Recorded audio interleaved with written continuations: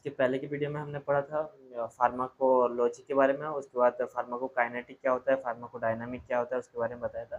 तो आज हम फार्माकोकाइनेटिक के बारे में पढ़ेंगे। तो चलिए फार्माकोकाइनेटिक।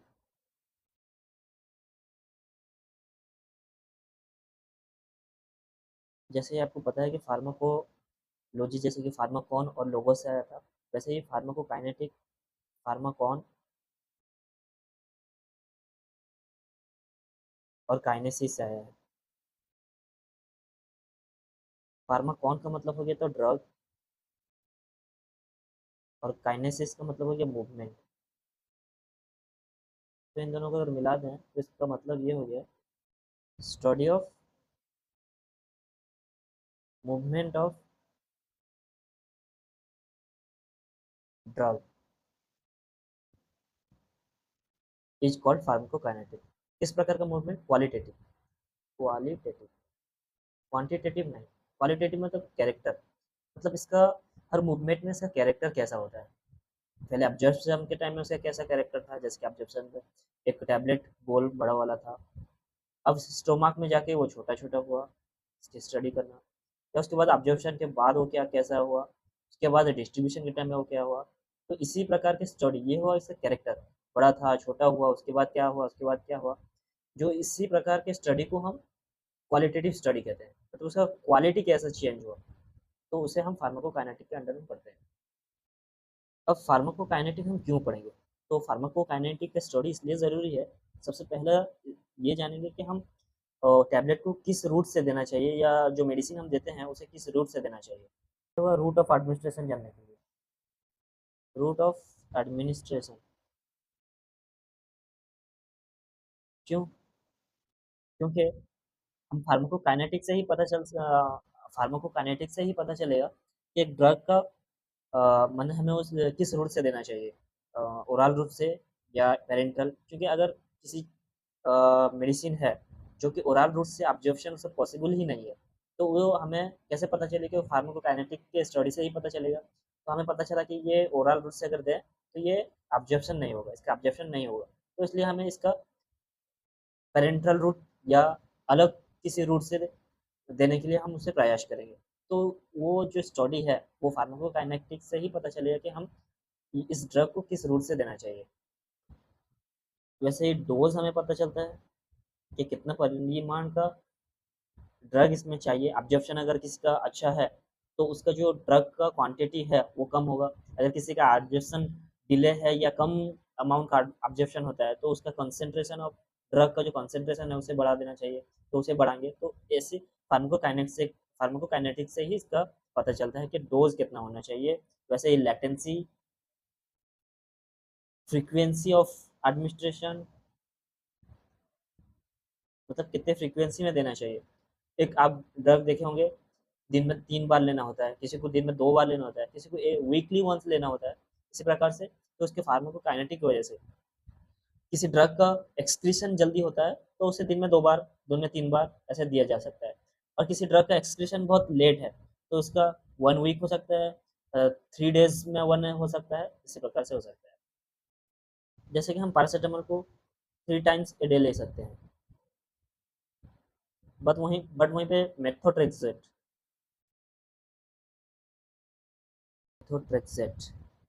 मेथोट्रेक्सेट को हम वीकली एक लेते हैं, क्योंकि इसका जो एक्सक्रीशन का प्रोसेस है बहुत स्लो होता है।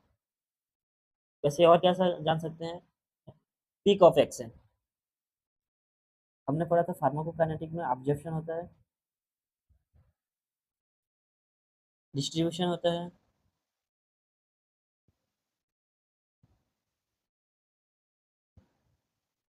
बायो ट्रांसफॉर्मेशन होता है, और एक्सक्रीशन होता है। तो सबसे पहले हम ऑब्जर्प्शन पढ़ेंगे। ऑब्जर्प्शन पढ़ने से पहले, ऑब्जर्प्शन क्या है?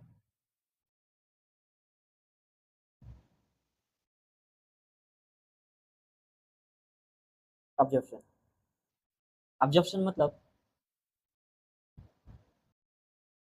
मूवमेंट ऑफ ड्रग, मतलब ड्रग मूवमेंट करेगा कहाँ से? साइट ऑफ एडमिनिस्ट्रेशन से, जहाँ पे हम मतलब मेडिसिन है, वहाँ से ब्लड सर्कुलेशन को जो ऑब्जर्प्शन होता है, ब्लड सर्कुलेशन को जाता है, उसे हम ऑब्जर्प्शन कहते हैं। तो movement of drug from site of administration to systemic circulation.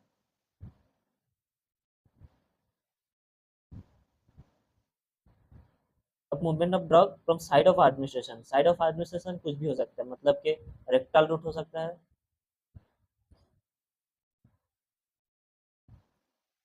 Parenteral हो सकता है, मतलब कि जैसे कि आईवी, आईएम, सबक्यूटानियस, इंट्राडर्मल, इस टाइप के एडिस, इस टाइप से हो सकता है। या तो हम इनहेलेशनल रूट से ले सकते हैं, इनहेलेशनल, किसी भी तरह का हो सकता है, तो कहीं से भी, या ओरल, मतलब हम कहीं से भी अगर मेडिसिन लेते हैं तो सबसे पहले वो ऑब्जर्प्शन होगा, ऑब्जर्प्शन होकर कहाँ जाएगा ना, सिस्टमिक सर्कुलेशन, सिस्टमिक सर्कुलेशन मतलब ब्लड, ब्लड को जाएगा, तो ब्लड को जाएगा तो ही वो, मतलब उसका डिस्ट्रीब्यूशन होगा ना, तो इसलिए सिस्टमिक सर्कुलेशन को जाना होगा। लेकिन ऑब्जर्प्शन से पहले यहाँ पे ट्रांसफॉर्मेशन जरूरी है। क्या ट्रांसफॉर्मेशन, मतलब कि जैसे कि हम यहाँ पे एक इंसान है,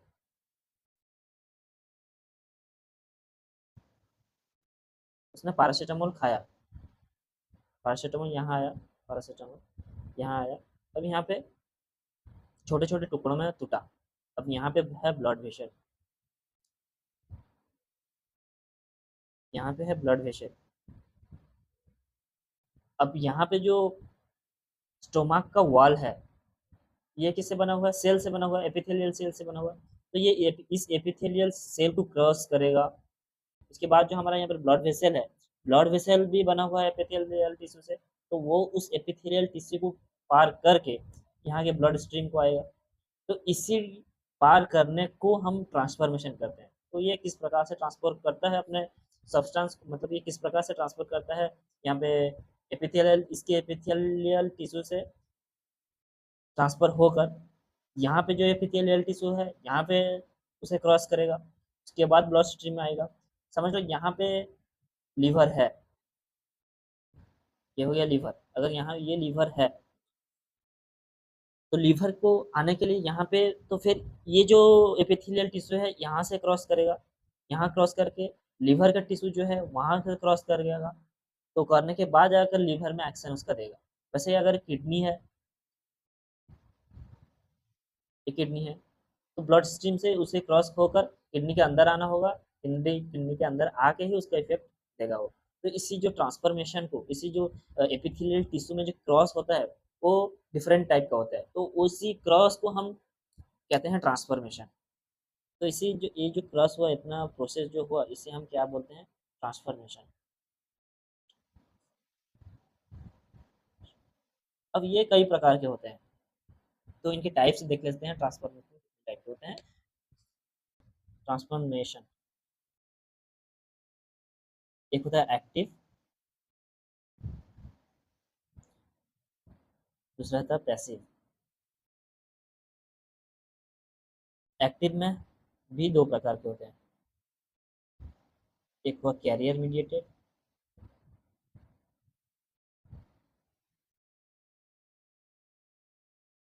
दूसरा हो गया वैस्कुलर, दूसरा हो गया वैस्कुलराइज। तो कैरियर मीडिएटेड भी दो प्रकार के होते हैं, एक हो गए पैसिव फैसिलिटेड फैसिलिटेटेड डिफ्यूजन, दूसरा हो गया एक्टिव ट्रांसपोर्ट।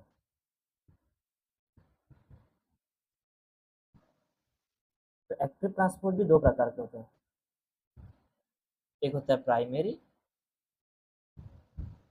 दूसरा होता है सेकेंडरी। सेकेंडरी भी दो प्रकार के, एक हो सिम्पोर्ट, दूसरा हो गया एंटीपोर्ट। तो वहीं पैसिव डिफ्यूजन में देखेंगे, पैसिव में देखेंगे, पैसिव हो गया डिफ्यूजन, पैसिव डिफ्यूजन, और एक हो गया फिल्ट्रेशन। ये हो गया इसके टाइप। तो सबसे पहले ट्रांसफॉर्मेशन दो टाइप के होते हैं, एक एक्टिव एक पैसिव। एक्टिव में तो वैस्कुलराइज, वैस्कुलराइज में दो टाइप के होते हैं, पिनोसाइटोसिस,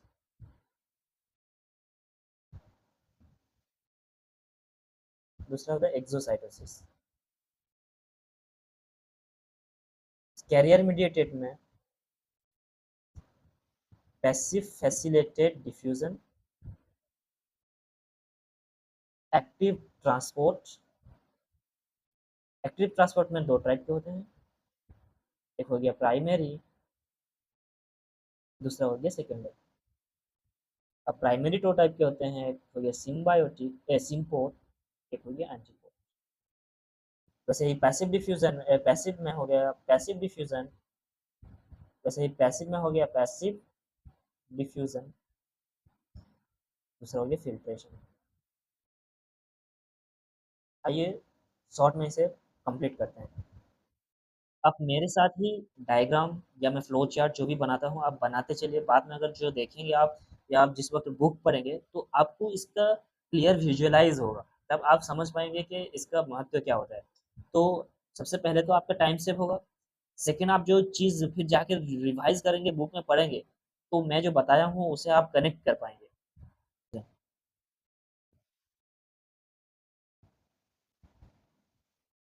पैसिव डिफ्यूजन क्या होता है?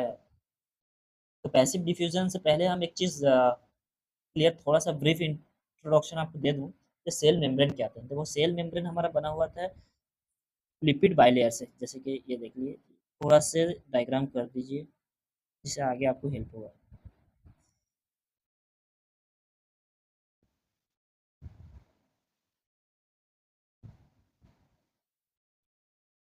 ये लिपिड बाइलेयर से बना हुआ होता है, अबाउट इसका जो थिकनेस है वो 100 आर्मस्ट्रॉन्ग का होता है। अब ये जो है ये लिपिड के लेयर हैं,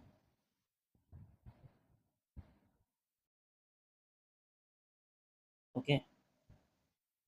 इस साइड का जो है ऐसे ऐसे हमारा टिश्यू बनता है, ये एक सेल है।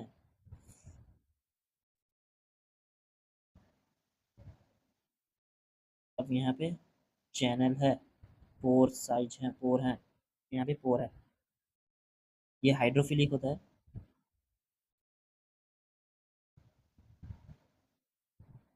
ये लिपोफिलिक होता है, ये हाइड्रोफोबिक होता है।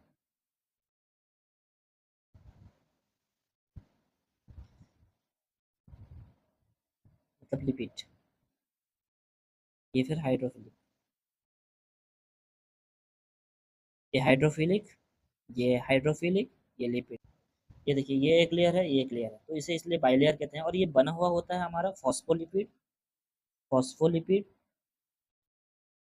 और कोलेस्ट्रॉल से, एंड कोलेस्ट्रॉल। तो कोई अगर पूछे कि हमारा सेल मेम्ब्रेन किससे बना हुआ होता है, तो फॉस्फोलिपिड और कोलेस्ट्रॉल। इसकी थिकनेस कितनी होती है? 100 आर्मस्ट्रॉन्ग, ओके। पैसिव डिफ्यूजन में ड्रग हायर कंसंट्रेशन से लोअर कंसंट्रेशन की तरफ जाएगा, यहाँ पे किसी भी प्रकार का एनर्जी रिक्वायरमेंट नहीं होता। ठीक है, और एक बात मैं बता देता हूँ एनर्जी रिक्वायरमेंट कहाँ कहाँ होता है, यहाँ पे फ्लो चार्ट में देख लेते हैं जिससे आपको याद रखने में आसानी होगी। तो देखिए एक्टिव मतलब यहाँ पे जो होगा, यहाँ पे एनर्जी की रिक्वायरमेंट होगी, एनर्जी रिक्वायर्ड। बट पैसिव में किसी भी प्रकार की एनर्जी रिक्वायर्ड नहीं होगा, नो एनर्जी रिक्वायर्ड।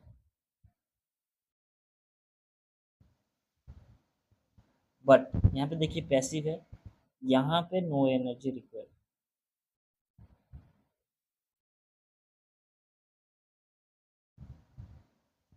और जहाँ पर भी होगा वहाँ पे एनर्जी की रिक्वायरमेंट होगी, बट यहीं पे यहाँ पे एनर्जी की रिक्वायरमेंट किसी प्रकार की एनर्जी की रिक्वायरमेंट नहीं। रिक्वायरमेंट नहीं है। यहाँ पे कंसंट्रेशन ग्रेडियंट्स की वजह से ही वो सेल मेम्ब्रेन को क्रॉस करके जा सकता है।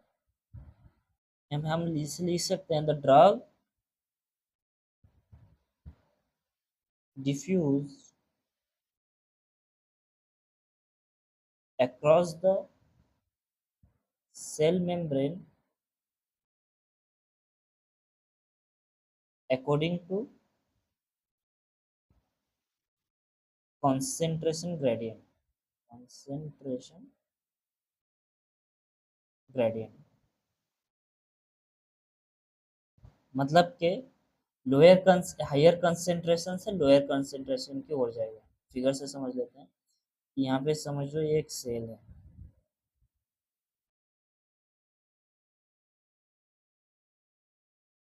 यहाँ पे सेल मेम्ब्रेन है,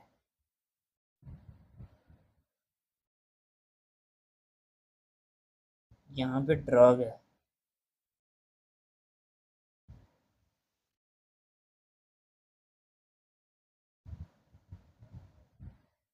अब ये मेम्ब्रेन है।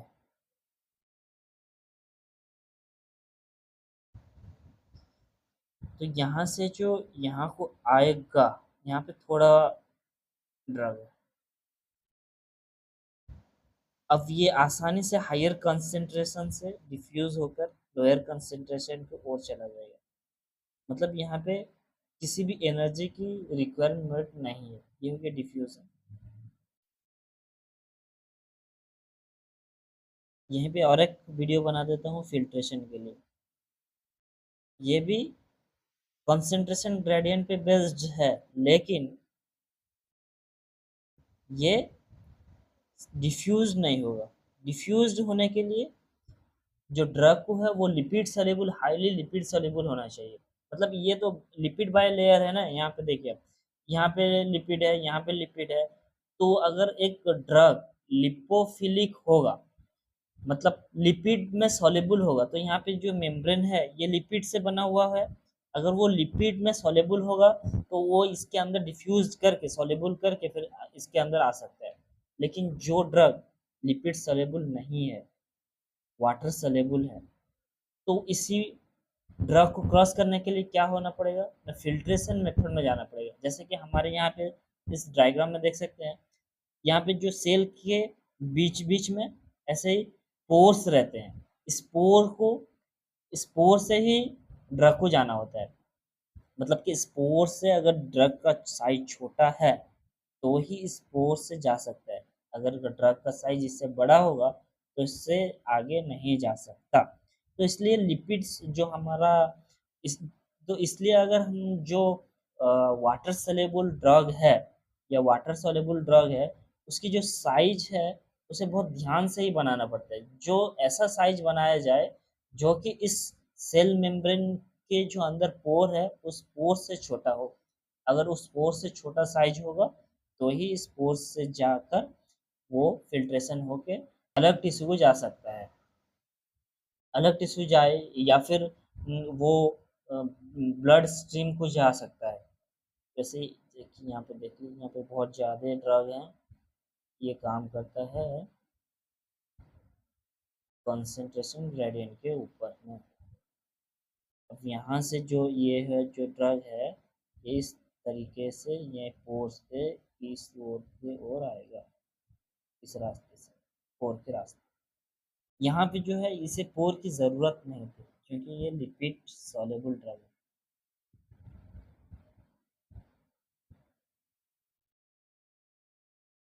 बट ये वाटर सॉल्युबल ड्रग है। तो इससे आपको क्या पता चला, यहीं पे हम फिल्ट्रेशन देख लेते हैं। Filtration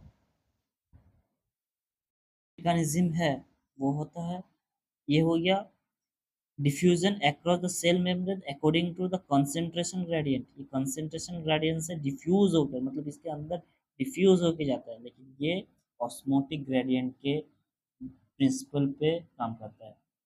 osmotic pressure gradient.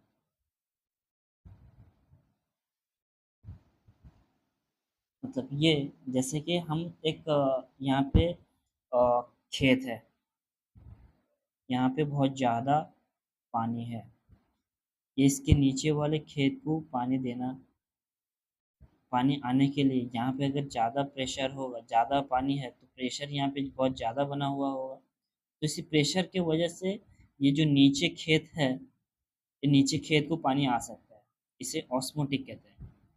तो ये क्या, ये यहाँ पे जो प्रेशर लगता है वो ऑस्मोटिक प्रेशर, तो इसी प्रेशर के मैकेनिज्म में ही ये हमारा फिल्ट्रेशन काम करता है। तो दोस्तों आज इतना ही पढ़ते हैं, फिर आने वाले वीडियो में हम कैरियर मीडिएटेड जो ट्रांसपोर्ट सिस्टम है उसे पढ़ेंगे, ऑब्जर्वेशन पढ़ेंगे, डिस्ट्रीब्यूशन पढ़ेंगे। ऐसे ही आस्ते आस्ते करके हम सारे टॉपिक को कवर करेंगे। बने रहिए मेरे साथ। जय हिंद।